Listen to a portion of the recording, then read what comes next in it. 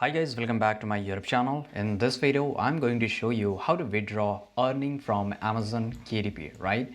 So basically, Amazon KDP stands for Kindle Direct Publishing. It's a self-publishing platform that allows author to publish books, right? So maybe you know about this because that's why you want to withdraw the money, right? So it's very easy. It's not very difficult, but let me show you, share you one information which is very important, that a sale is reported. For example, a sale is reported in January, then only you can withdraw that money after 3 months.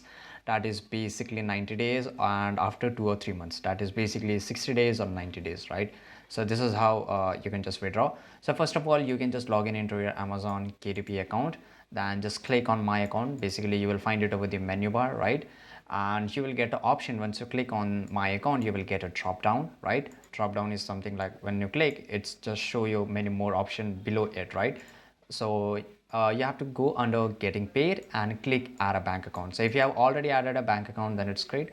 So you can just skip this step and choose your bank currency. Basically it just provide only two currency, and for example, it's depend upon where Amazon is available, right?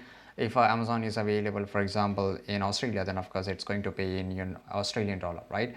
In the account holder name box, please enter your, basically this all these three steps is how to add a bank account, right? So please enter your name exactly as it appears on your gray virtual account, right? So if you have for example, if you're living in a different country, they could have a different identification number, so it will ask that, right? So for the account type, select checking, and if you have a savings, then you can select a saving and enter your virtual account, that is IBAN and SWIFT code, right? And if you're living in an Asian country, then it could ask you a different, for example, IFSC code and a normal bank account, right? Then click add. So once you click on add, scroll to the bottom and click save. So basically save you will get this option here.